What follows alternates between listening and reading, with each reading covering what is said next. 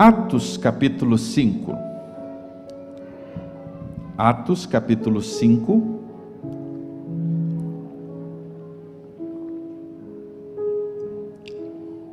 Hoje nós chegamos à 7ª mensagem. Bruno, acho que pode tirar um pouquinho, que aí eu vou chegar mais perto aqui. Hoje nós chegamos à 7ª mensagem da Igreja em Marcha.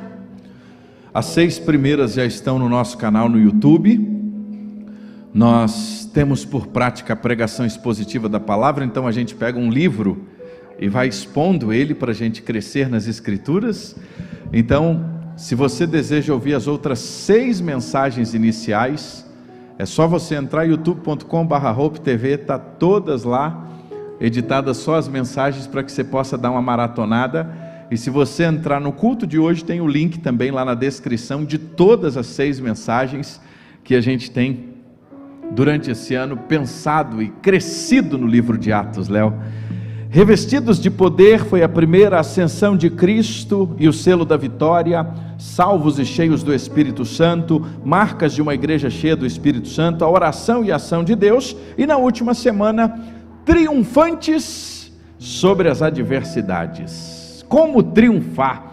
Como nós fomos abençoados durante esta semana, e eu quero convidar você a então passar por lá, se você não assistiu às demais, pegar, anotar, e como o pastor sempre tem dito, não deixe de trazer o seu caderninho, porque eu tenho incentivado os irmãos a abrir as Escrituras, lermos as Escrituras e estudarmos a palavra. Jesus, capítulo 8 de João, com aqueles judeus que haviam crido nele, ele diz assim: se vocês permanecerdes na minha palavra, verdadeiramente serão meus discípulos, e conhecereis a verdade, e a verdade vos libertará. Libertação, meus irmãos, não é um ato de botar a mão na cabeça e dizer assim, sai! Não. Libertação não é um acampamento de final de semana também. Não. Libertação, Giovana, é quando nós trocamos as mentiras de Satanás pelas verdades de Deus na nossa vida. Por isso, quando nós conhecemos a palavra, Valesca, Deus vai mudando o nosso coração, mudando a nossa mente, nós conhecemos a Cristo e nós vamos sendo livres todos os dias das mentiras que Satanás, Ana, colocou na nossa vida. Aquilo que ele tenta nos convencer que não tem jeito, que não é verdade, as promessas de Deus. Então, libertação é trocar as mentiras, Rafa, de Satanás pelas verdades de Deus. Por isso Jesus disse, conhecereis a verdade, e a verdade vos libertará. E aí essa era a grande crise de Pilatos, o que é a verdade? Jesus então se apresenta com a verdade, eu sou o caminho, a verdade e a vida, ninguém vem ao Pai a não ser por mim. Atos capítulo 5, hoje nós chegamos em uma das histórias, eu diria, mais emblemáticas das Escrituras. A história de um casal, chamado Ananias e Safira. Essa história tem muito a nos ensinar. Confesso que como um leitor das Escrituras desde a infância, já li esse texto muitas vezes, mas como durante esta semana Deus falou ao meu coração. É uma história muito conhecida para quem está já há um bom tempo no meio cristão, que já ouviu inúmeras mensagens, e uma história que tem verdades preciosas. E quando a gente pensa em Ananias e Safira, nós estamos falando de alguém que estava dentro da multidão dos que creram. Se você está com a sua Bíblia aberta, se você voltar um pouquinho no capítulo 4, versículo 32, e eu queria que você acompanhasse aí, de fato, se é isso que está aí, diz assim o texto, muitos dos que creram era um só coração e uma alma, ninguém considerava exclusivamente sua nenhuma das coisas que possuía, tudo porém lhes era comum. Sabe quem estava nesse grupo aqui? Ananias e Safira. Eles faziam parte desta multidão dos que creram. Gente que viu milagres, gente que tinha conhecimento do que estava acontecendo na comunidade apostólica, gente que sabia o que estava acontecendo na igreja, gente que estava acompanhando o movimento que estava acontecendo. Mas é interessante que, mesmo dentro da igreja, mesmo vendo tudo isso acontecer, podemos assim dizer que eles estavam juntos, mas numa rota contrária. E a história vai nos mostrar isso. Antes de mais nada, uma coisa que me chama muita atenção, irmãos, na Bíblia, isso que me faz a cada dia acreditar ainda mais na Bíblia como palavra de Deus, é que a Bíblia não esconde as falhas dos seus personagens. Interessante isso. Ela fala das verdades, ela fala de valores, ela fala de virtudes, mas quando ela também precisa mostrar e desnudar falhas dos seus personagens, ela faz. A Bíblia não esconde quem era Moisés, a Bíblia não esconde quem era Davi, a Bíblia não esconde quem foi Abraão, a Bíblia não esconde quem foi Pedro na sua impulsividade, e a Bíblia faz questão de não esconder que naquela igreja, que nós muitas vezes achamos que era perfeita, Ananias e Safira vêm nos mostrar que na igreja neotestamentária, ela não era aquilo que muitas vezes nós achamos que ela era. Porque se nós não tomarmos cuidado, às vezes a gente tem até um certo endeusamento com a igreja primitiva, como se ela fosse perfeita. Não!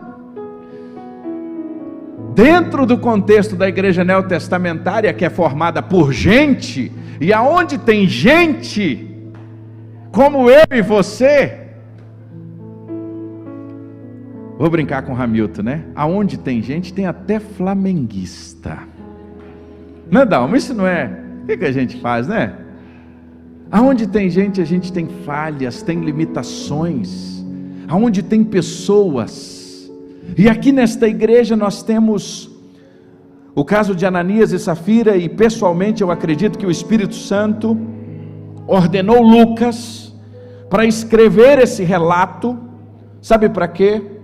Para ser para nós uma advertência, não somente a nós, aos primeiros crentes, aos crentes de todas as épocas, de uma verdade muito profunda: com Deus não se brinca. Vou repetir esta expressão: com Deus a gente não brinca. Esta história, ela vai nos dar essa profundidade. É um trágico contraponto quando a gente olha no capítulo 4, porque o capítulo 4 termina nos contando a história de Barnabé. E o texto, a partir do versículo 31, nos conta, Jader, que ninguém considerava nada seu, eles viviam em uma vida comum. Daí vem a palavra comunidade, ok? A palavra comunidade significa vida comum. É por isso que a nossa declaração doutrinária define igreja como a comunidade dos discípulos, ou seja, a comunidade de pessoas que vivem uma vida comum. Comunidade batista, a ideia aqui é que nós vivenciamos de fato esta vida comum, e esse texto precisa ser para nós um texto de referência. E o texto vai dizer que entre eles, Camila, não tinha necessitado. E por que não tinha necessitado? Porque aqueles que possuíam bens, e de maneira pessoal e voluntária, estava vendendo o que possuía para distribuir com o que não tinha. Não era uma obrigação, não era algo que era forçado, não era mais ou menos assim, para receber uma bênção, vende tudo que tem, entrega aqui no altar. Não era isso é equívoco. Não era mais ou menos assim, para ser membro desta igreja você tem que entregar tudo. Não, a palavra de Deus não nos ensina isso. Mas aqui o que o texto está dizendo é que esta comunidade existia um espírito voluntário, um espírito de compartilhar e de sentir a dor do outro, a tal ponto que quando via alguém necessitado, aquele que tinha mais vendia o que tinha para dividir. E exemplo disso, o capítulo de número 4 termina nos contando a história de Barnabé. Natural de Chipre, José, o homem da consolação, homem bom e piedoso, cheio de temor e fé, um homem de Deus. Esse hino reflete muito bem quem era Barnabé. Barnabé, então, movido por esse espírito, o que ele faz? Pega as suas propriedades, vende e coloca aos pés dos apóstolos. Uma atitude de coração sincera, ele vende tudo o que tinha e ele entrega para que outros pudessem ser beneficiados. A história de Ananias e Safira é um contraponto com Barnabé. É interessante quando a gente olha este contraponto. E eu queria ler o texto com vocês a partir do capítulo 5, verso 1. Entretanto, certo homem chamado Ananias, com a sua mulher Safira, vendeu uma propriedade, mas reteve parte do dinheiro. E Safira estava ciente disso. Levando o restante, depositou aos pés dos apóstolos.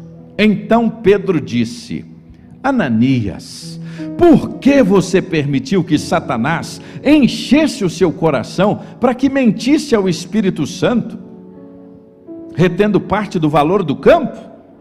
Não é verdade que conservando a propriedade seria sua, e depois de vendida o dinheiro não estaria no seu poder? Por que você decidiu fazer uma coisa dessa?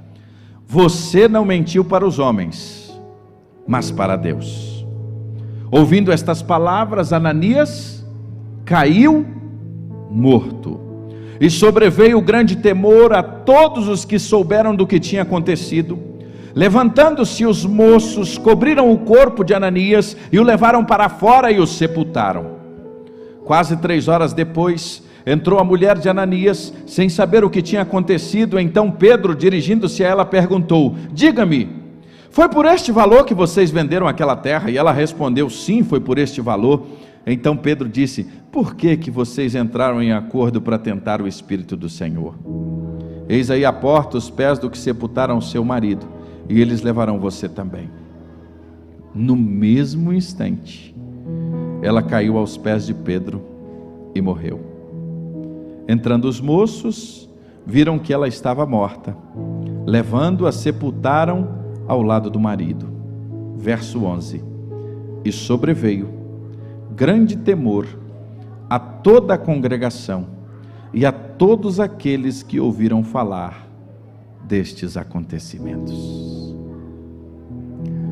Uma das coisas que mais e mais eu tenho por convicção, ao longo desses mais de 20 anos, pela graça de Deus como pastor, é que a palavra de Deus me orienta que como pastor eu preciso pregar todo o conselho de Deus. E nós vivemos uma geração em que todo o conselho de Deus, esta expressão muitas vezes tem sumido de muitos púlpitos. E a pregação expositiva, o bom dela, que ela nos faz passar por todo o conselho de Deus. Não é um texto isolado, mas é um texto no seu contexto, e não é um texto para pretexto, mas o conselho de Deus em nos ensinar verdades, como esta acerca de Ananias e Safira. Quando a gente olha para esse texto, esse contraponto entre Barnabé, Ananias e Safira, nós temos aqui, irmãos, além de homens sensíveis ao Espírito Santo, com atitudes de coração, esse texto nos apresenta a história desse casal, que eles estavam envolvidos com o corpo, eles estavam envolvidos com a igreja, eles estavam envolvidos no processo, mas eles não estavam com o coração. E um dos maiores desafios da nossa vida é justamente pedir ao Senhor que sonde ao nosso coração acerca das nossas motivações, acerca das nossas atitudes. O casal Ananias e Safira, pelo que lemos, é um casal que tinha condições, é um casal que tinha posses. E interessante que Pedro mesmo diz que eles não eram obrigados a fazerem o que fizeram. Eles não foram obrigados a vender o que tinha para socorrer os irmãos.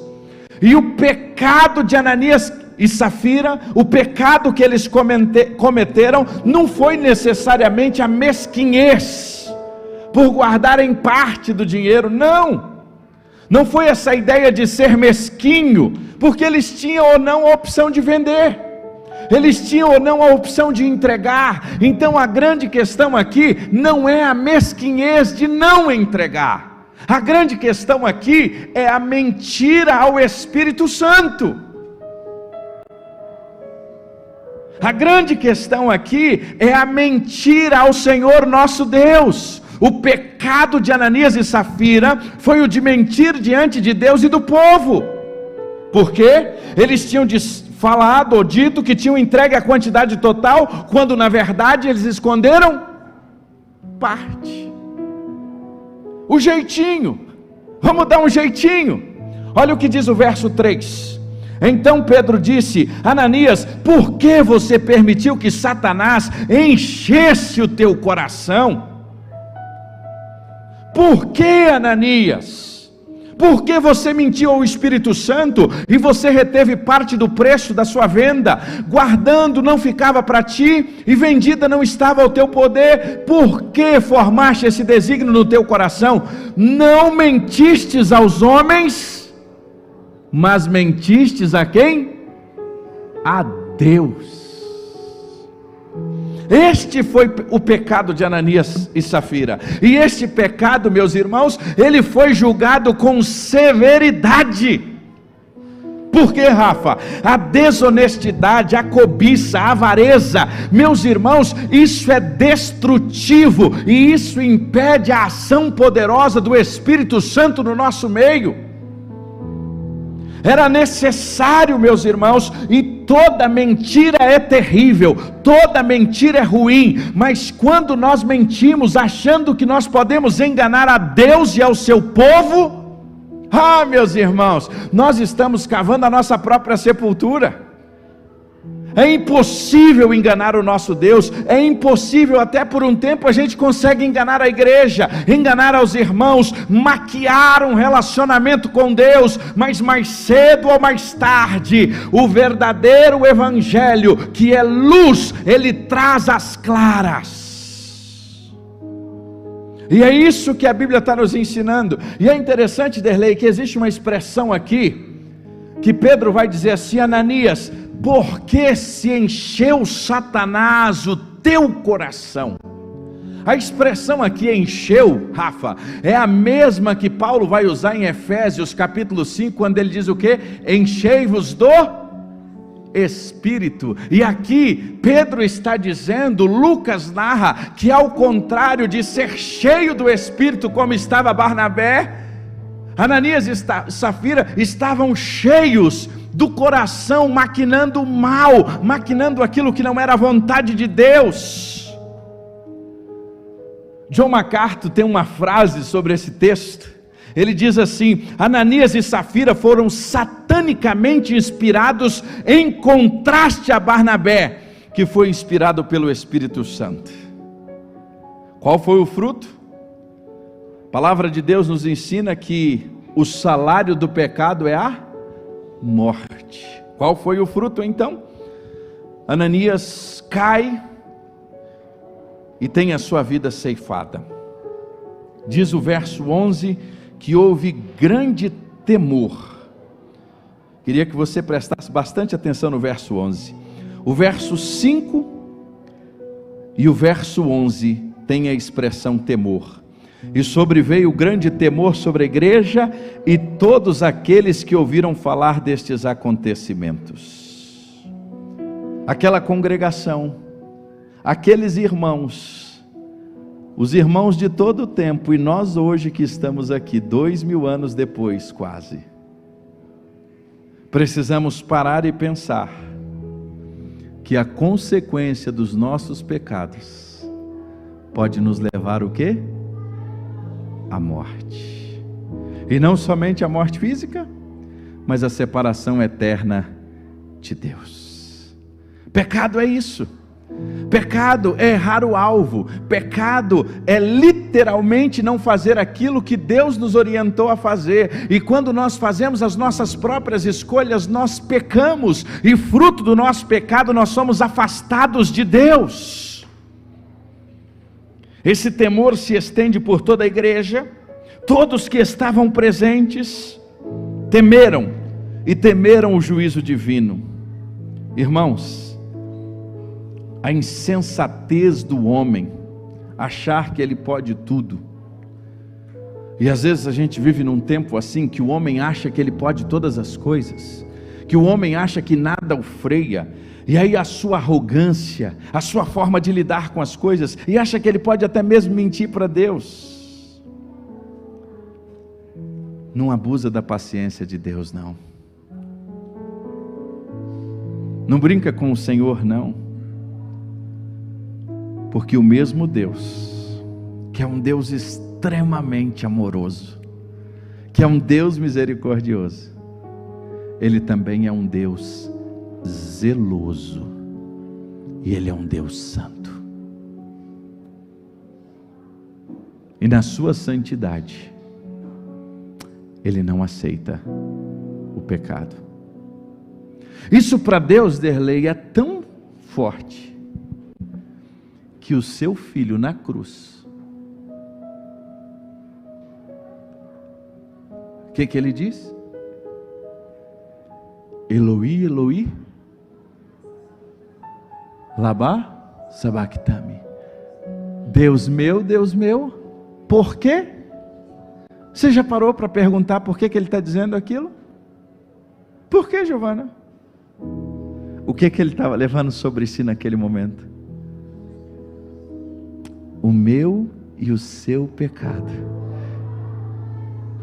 E naquele momento que ele leva sobre si os nossos pecados, Deus não compactua com o pecado. Deus meu, por que me desamparastes? Ele levava ali, naquele momento, sobre ele, todo o nosso pecado, todo o nosso erro, todas as nossas falhas, toda a nossa afronta contra Deus. É por isso que somente em Cristo nós somos justificados, porque nós merecíamos a morte, mas Deus, no seu imenso amor, Ele envia Jesus que leva sobre Ele o nosso pecado. Mas uma coisa é certa: Deus não compactua com o nosso pecado. E muitas vezes nós queremos brincar com a paciência de Deus, e mais cedo ou mais tarde, meus irmãos, a fatura chega. Por mais que a gente não, Deus é longânimo, sim. Deus é amor, sim. E nós só não fomos consumidos por causa desse amor.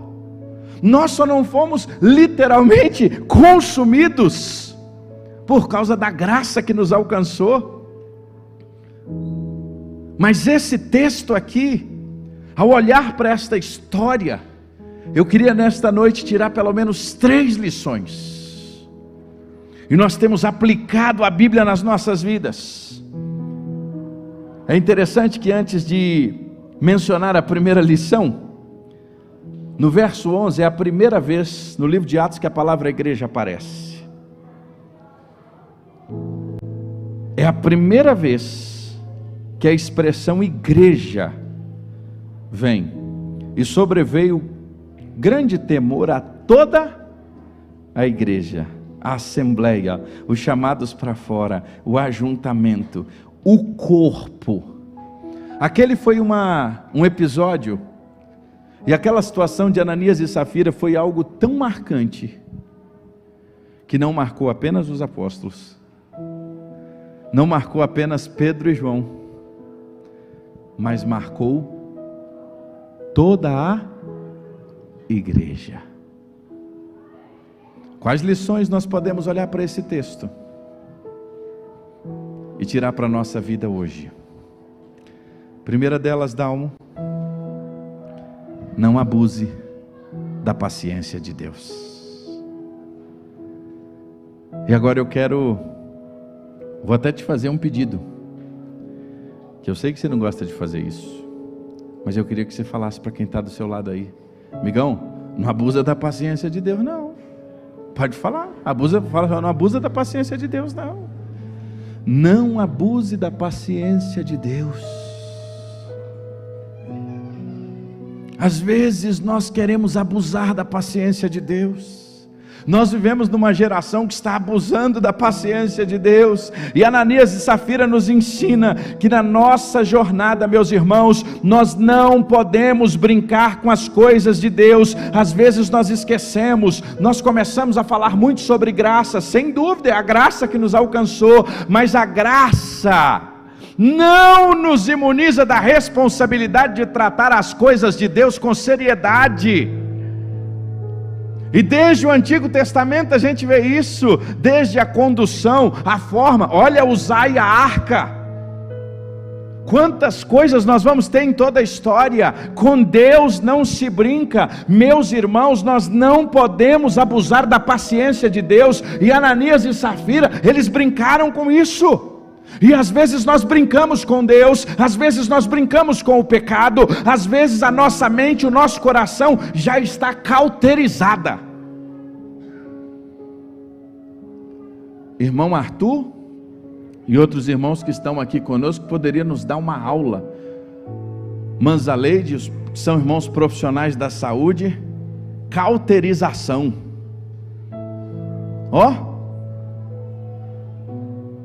A mente cauterizada. E às vezes o pecado faz isso com a gente. A mente está fechada. Deus está falando, o Espírito Santo está falando, está mostrando que a gente está indo de mal a pior. A gente não está fazendo o que Deus nos mandou fazer. O Senhor nos orientou e a gente está indo em direção contrária. Nós sabemos que estamos na direção contrária e insistimos. Eu sei, irmãos, que a nossa geração fala pouco sobre pecado, mas eu disse que todo o conselho de Deus precisa ser pregado, e a palavra de Deus nos diz que um dos maiores riscos da nossa vida é quando nós perdemos o temor a Deus. Gálatas capítulo 6, verso 7, lembra o que a palavra de Deus diz? De Deus não, tudo que o homem plantar, isso ele... É impossível plantar abacaxi e colher melão. É impossível plantar abóbora. Não é assim, irmã Francisca? Se a gente plantar abóbora, nós vamos colher o quê? Abóbora. O grande problema é que às vezes na vida nós estamos plantando algumas coisas que nós sabemos que não deveríamos plantar e nós queremos colher outras.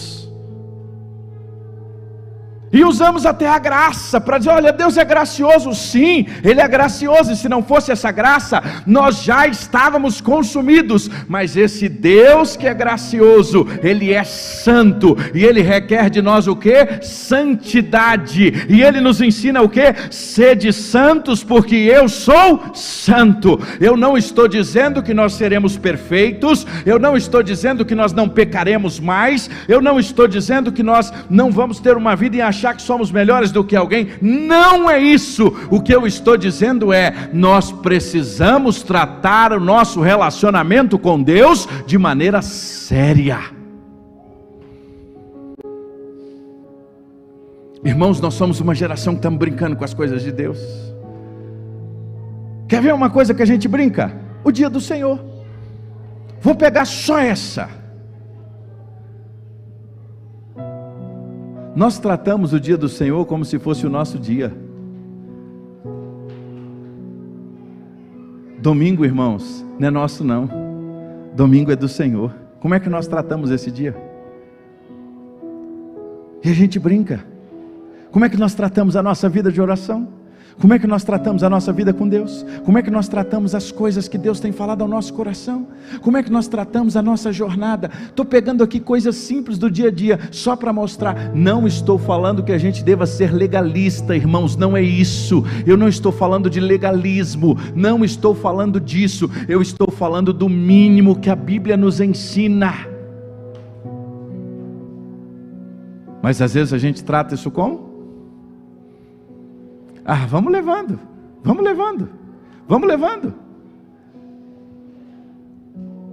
tudo que o homem plantar, isso ele vai colher. Primeira coisa que a gente aprende com Ananias e Safira: não abuse da paciência de Deus. A cauterização do pecado na nossa vida, a gente passa a ser uma pessoa embrutecida, a gente age sem pensar, sem medir consequências, e aí a gente passa a ser como o juiz iníquo. Tudo é permitido, tudo convém, não existe mais regras, e o homem se torna o seu próprio Deus. Qual é a grande briga da nossa geração? A grande briga da nossa geração, irmãos, não é direita ou esquerda. A grande briga da nossa geração não é ideologia política partidária. Não, meus irmãos, a nossa grande briga que está diante de nós, sabe o que é? Se a Bíblia é ou não é a palavra de Deus, se existe ou não uma verdade absoluta. O grande problema do homem da nossa geração, e sempre foi assim, não é de agora, é desde o início. Qual foi o grande problema de Adão e de Eva? Eles queriam ser deuses, eles não ouviram Deus falar, eles não levaram a atenção, a orientação de Deus. De todas as árvores do jardim vocês podem comer, menos da árvore do conhecimento do bem e do mal. O que Adão e Eva fez? Justamente a árvore que eles não poderiam comer, eles comeram, e qual consequência? Afastados de Deus, morte, pecado. Meus irmãos, não abusemos da paciência de Deus, pois tudo que o homem plantar, isso ele vai colher. Segunda lição desse texto, e essa aqui eu acho extraordinária: a igreja de Jesus é formada de gente imperfeita. Oh, aleluia! A igreja de Jesus é formada de gente imperfeita. Quando você olha para esta história, você vai notar que a igreja ali, no Novo Testamento, ela tinha homens e mulheres, mas que não era uma comunidade perfeita. A igreja de Jesus tem gente com um coração extremamente zeloso e piedoso, mas muitas vezes na igreja de Jesus tem gente que está na direção contrária. Está junto, mas não está no mesmo espírito. Está junto, mas não está na mesma toada. Meus irmãos, se não bastasse os problemas externos, a perseguição, tudo que estava acontecendo do lado de fora, nós tínhamos ali agora problemas internos na comunidade. A comunidade tinha que agora lidar com a desonestidade. A comunidade tinha que passar, nós vamos ver no capítulos à frente, a lidar com a murmuração. As viúvas dos gregos, e nós vamos ver os problemas acontecendo, e a turma começa a questionar e a reclamar que algumas viúvas não estavam sendo atendidas. Nós vamos ter uma série de circunstâncias no meio dessa comunidade, e nós vamos ver mais à frente problemas de administração, murmuração. Agora, no meio de tudo isso, vários homens e mulheres continuaram sendo fiéis, mantiveram o foco correto em honrar e servir a Jesus, indiferente da adversidade, seja ela interna, seja ela externa. Mas uma coisa é fato: a igreja é formada por pessoas imperfeitas. Sabe por que é bom lembrar disso?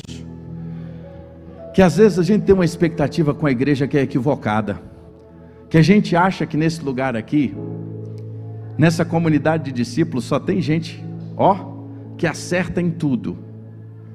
Deixa eu dizer uma coisa para você: aqui, a começar de mim, o maior deles, todos nós somos imperfeitos e pecadores. Sabia, Derlei? E é impossível a gente às vezes equivocar nisso. Por que a gente tem tanta gente que se diz frustrada com a igreja? Por que a gente tem tanta gente chateada que se autodenomina como o quê? Desigrejado.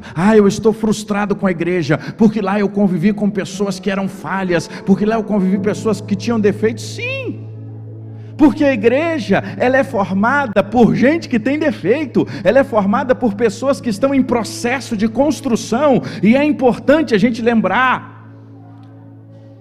Nós tivemos um professor no seminário, a qual nós admiramos muito, pastor Júlio Borges, e ele, em uma das aulas, eu nunca vou me esquecer, ele diz assim: o céu só vai ter quem não presta.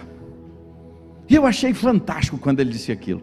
Levei um susto a primeiro momento, mas ele começou a falar, olha as pessoas que foram para o céu, a começar daquele malfeitor que estava do lado de Jesus, hoje mesmo tu estarás comigo, ou o cara que está indo para o céu. Quem é Paulo? Consentiu na morte de Estevão. Quem é Davi? Quem é Moisés? Isso nos mostra o quê? Que o céu, meus irmãos, é um lugar para acolher gente imperfeita, mas gente imperfeita que reconhece a necessidade de mudança. É por isso que o Senhor Jesus foi claro em dizer em Marcos capítulo 2, verso 16, 17, não são os sãos que necessitam de médico, mas sim os doentes, e eu não vim para chamar os justos, e sim os pecadores ao arrependimento. A igreja é lugar de pecador, a igreja é lugar de gente imperfeita como eu e você, mas aqui é um grande lugar de construção. Todos nós aqui estamos em obra, a nossa vida está em obra, e nós precisamos todos os dias de mudança, de transformação, de reconhecimento, de confissão de pecado. E aqui talvez seja o grande desafio, porque às vezes a gente vem para esse lugar, e a gente quer talvez fazer média com o outro, e às vezes a gente quer se achar assim, ó, vou me apresentar como um cara muito bom, tipo Ananias e Safira, que vou aparecer, que vou vender tudo. Porque o que Ananias e Safira fizeram foi querer fazer uma grande média. Passarem por quê? Por gente generosa, mas não era. E às vezes a gente se engana, a gente quer se apresentar o outro como alguém mais santo, a gente quer se apresentar o outro como alguém que não erra, a gente quer se apresentar o outro como alguém que tem defeitos. Irmãos, eu tenho muita facilidade de dizer que eu sou pecador, e sabe quem mais sabe que eu sou pecador? Duas pessoas, eu e essa senhora que está aqui, ela sabe o quanto eu sou pecador, porque ela convive comigo há tantos anos. Os meus filhos sabem quem eu sou, mas são meus filhos que sabem que quando eu erro, orientado por Deus, eu chego, vou lá e digo, filho, me perdoe, eu errei contra você. O fato de eu ser um discípulo de Jesus, o fato até mesmo de eu ser um pastor, isso não significa que eu sou o quê? Perfeito. Sabe por quê? Porque todos nós somos o quê? Imperfeitos. O nosso maior erro é querer viver de quê? De aparências. Esse foi o problema de Ananias e Safira. Queriam ser alguém, não precisava disso. A igreja é uma comunidade de pessoas doentes em busca de tratamento.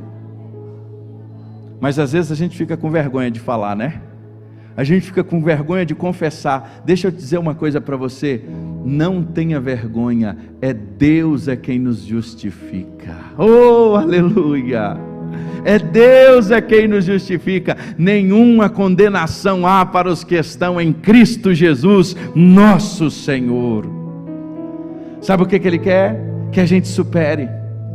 Pastor, eu estou vindo à igreja, mas eu errei, eu pequei.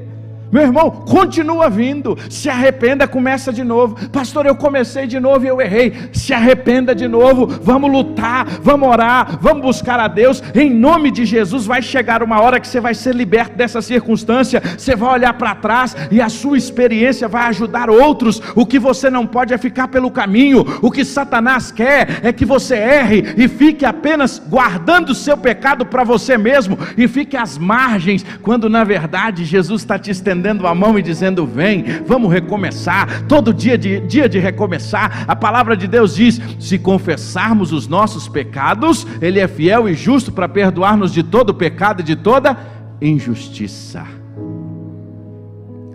A igreja é feita por gente imperfeita, então não fique longe. Errou? Volte, confesse, reconheça, peça ajuda. Agora sabe o que o diabo quer? Que você abandone.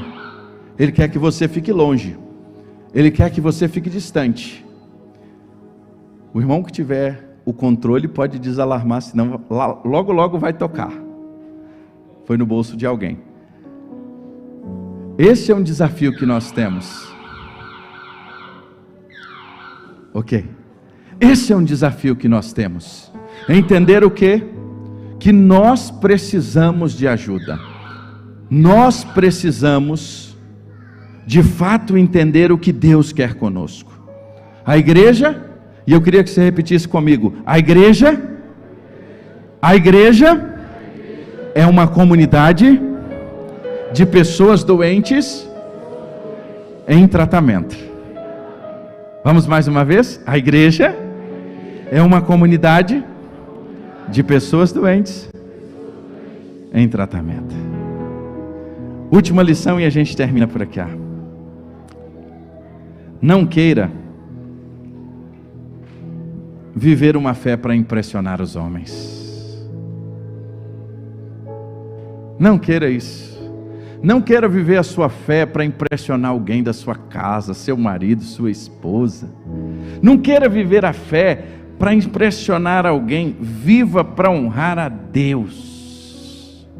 Ananias e Safira estavam no meio da multidão dos que creram, viram a preciosa manifestação do Espírito Santo, presenciaram milagres, mas eles estavam com motivações equivocadas.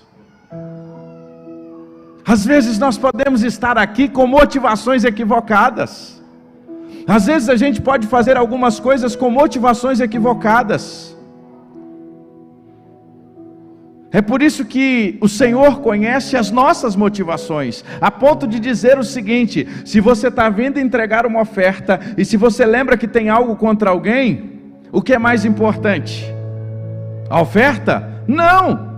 É voltar e consertar. Sabe por quê? De nada vai adiantar a nossa oferta se a nossa vida não está com a motivação correta. Nós precisamos entender que o que Deus quer de nós são motivações corretas. Podemos estar no meio da igreja, estar no meio do povo de Deus, mas sem conseguir andar com Deus.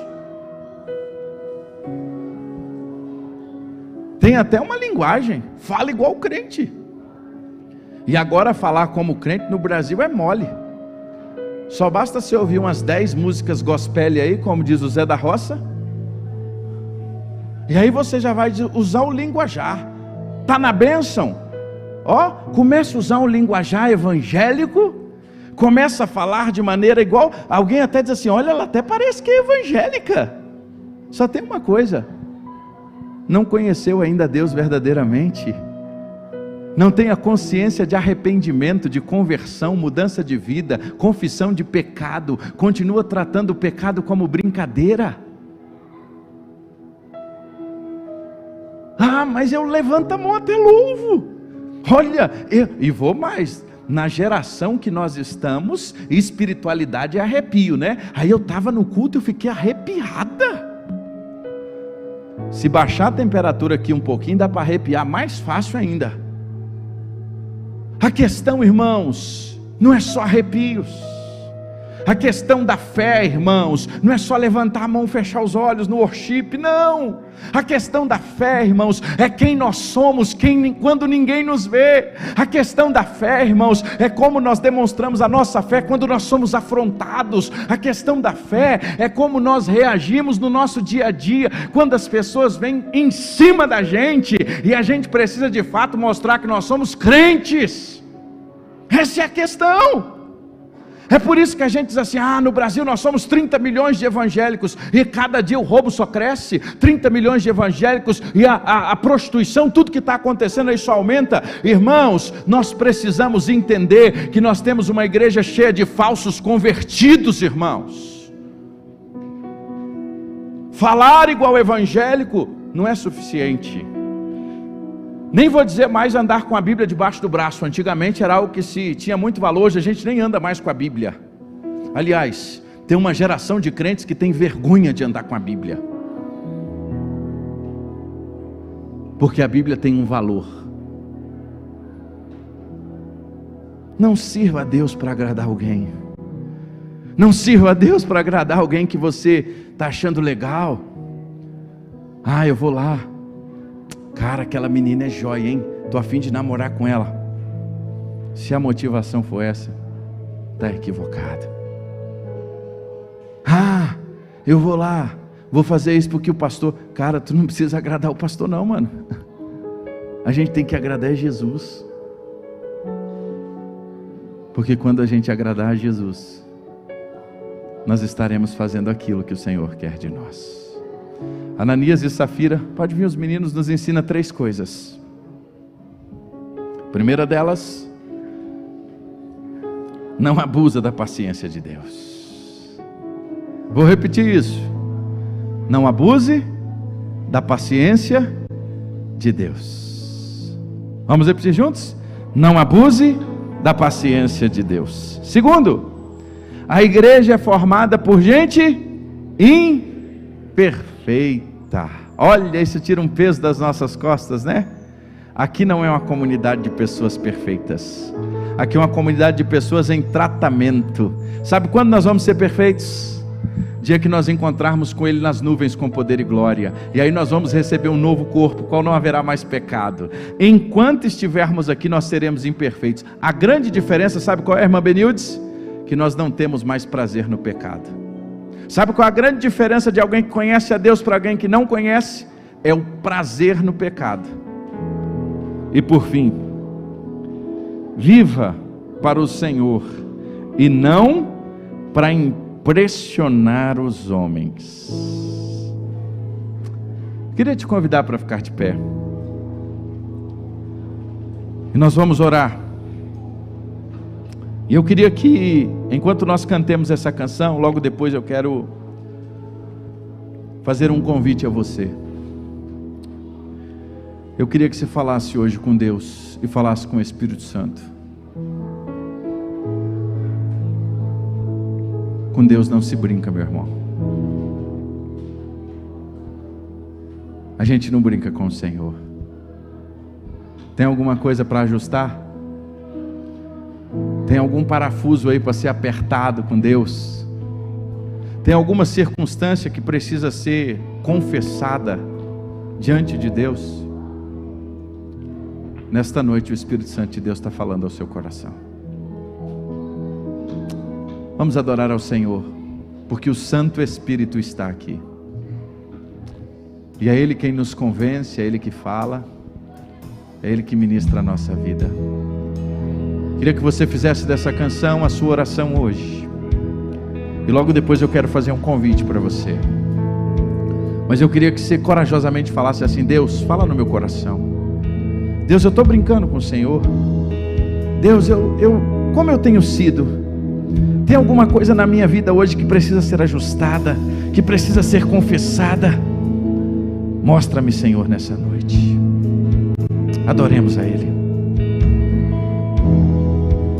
Não há nada igual, não há nada melhor a que se compara.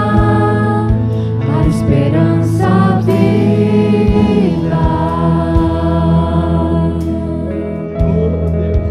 tua presença.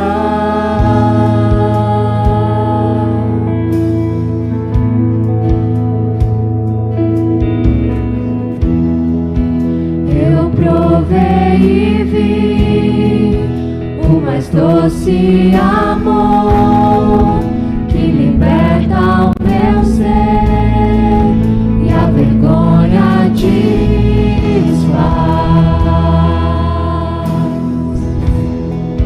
Tua presença,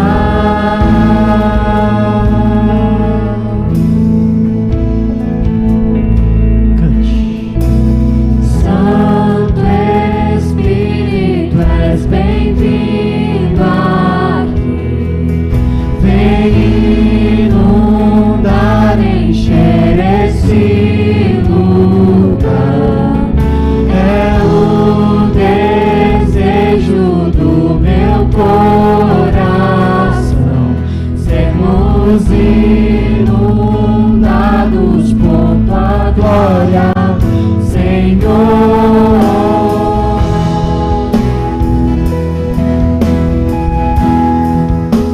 Uma coisa eu preciso lhe dizer. Para que esta oração seja uma realidade, para que o Espírito Santo transborde em nós, nós precisamos esvaziar-se de nós mesmos. Nós precisamos pedir para que Ele nos tome por completo E para Ele nos tomar por completo, o primeiro passo é a rendição, é a confissão. E eu quero convidar você aqui na frente hoje, que sabe que tem áreas da sua vida que precisam ser rendidas, que Deus falou ao seu coração hoje. Eu quero convidar a igreja que baixe as suas cabeças, feche os seus olhos. E eu quero desafiar você que entende que o Senhor está te chamando para um nível maior, que alguma coisa precisa ser acertada, que você saia do seu coração e venha ao altar do Senhor.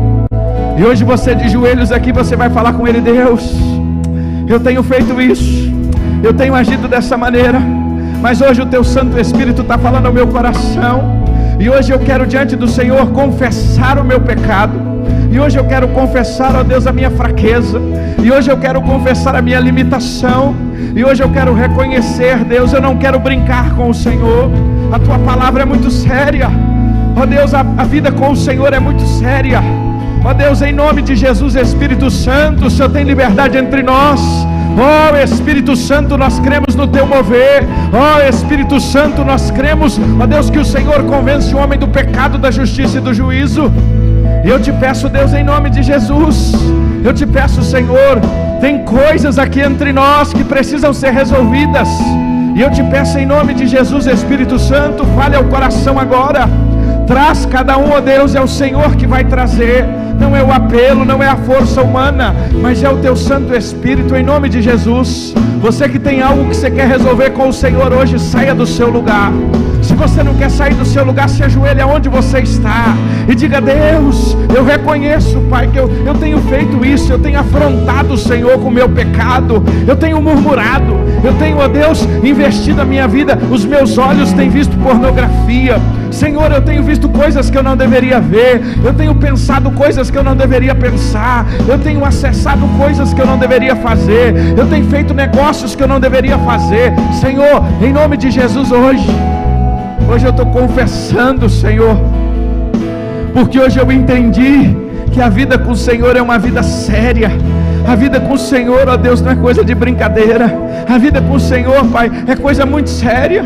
E hoje, Deus, eu estou entendendo que o Senhor está me chamando para algo novo, que o Senhor está me chamando para um novo momento na minha vida, um momento de santidade, um momento de busca, um momento, Senhor, de arrependimento, de transformação.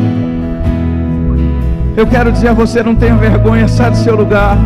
Em nome de Jesus, eu também vou me ajoelhar aqui, porque nós temos tanta coisa para resolver com o Senhor, tantas coisas para resolver com o nosso Deus. Eu quero desafiar você hoje, vir e dizer: Deus, muda meu coração, me perdoa o meu pecado nesta noite. Deus, perdoa o meu pecado nesta noite, Deus. Perdoa, Deus, a minha afronta ao Senhor. Perdoa, Deus, muitas vezes não ser aquilo que o Senhor gostaria que eu fosse. Perdoa, Senhor, quantas vezes eu afronto o Senhor com as minhas atitudes, afronto o Senhor com as minhas palavras, afronto o Senhor com os meus olhos, afronto o Senhor, ó Deus, com tudo aquilo que o Senhor não quer que eu faça. Ó Deus, nessa noite nós te pedimos, Senhor, visita a nossa igreja, visita meu irmão que está em casa. Ó Espírito Santo, Senhor, tem liberdade entre nós, Espírito Santo. Ó Deus, a Tua palavra hoje nos ensina com Ananias e Safira que o Senhor quer mais de nós, o Senhor quer mais compromisso, o Senhor quer mais fidelidade, mais integridade. O Senhor, Deus, quer mais conosco. Deus, nos perdoe, Deus, a nossa vida, perdoe, Deus, a nossa idolatria, perdoe, Senhor, muitas vezes nós não sermos aquilo que o Senhor gostaria que nós fôssemos. Oh Deus, nós te confessamos hoje todo o nosso pecado, nós te confessamos, Deus, toda a nossa impureza, nós te confessamos, ó Deus, tudo aquilo que não é a Tua vontade, porque, Deus, nós não queremos ser impedimentos para a Tua obra, nós não queremos ser impedimentos para o avançar do Senhor, nós não queremos, ó Deus, nada, ó Deus, nada possa impedir, ó Deus, o Senhor na nossa vida. Obrigado, Espírito Santo, pela Tua palavra. Obrigado, Senhor, por esta noite. Obrigado porque o Senhor nos trouxe aqui nesse encontro, ó Deus, com o Senhor. Ó Deus, obrigado pelo perdão. E obrigado, Deus, porque te confessamos e sabemos que em Ti nós somos perdoados. É a nossa oração, em nome de Jesus. Amém, Senhor. Amém, Jesus. Vamos adorar ao Senhor. Você pode voltar para o seu lugar e adoremos a Ele em nome de Jesus.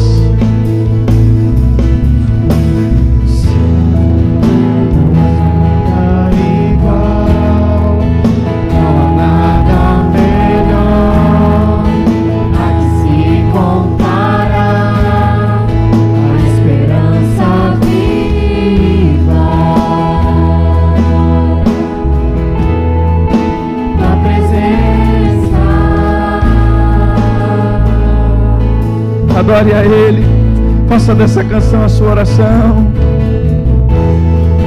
Eu provei e vi o mais doce amor que liberta o meu ser e a vergonha de estar. Tua presença.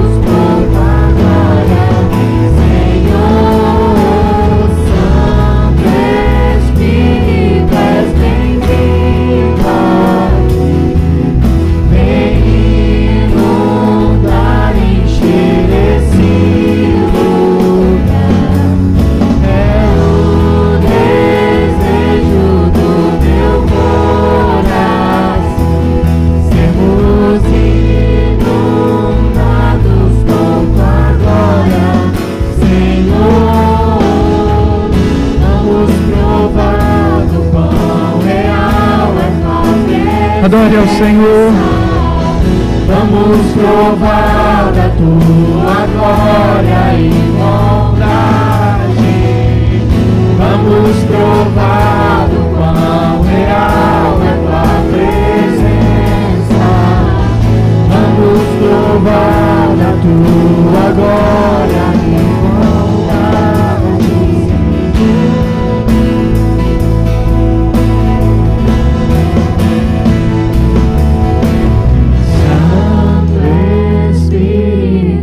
Diga para Ele, diga para Ele. Inundar, encher esse lugar é o desejo do meu coração. Sermos inundados por tua glória,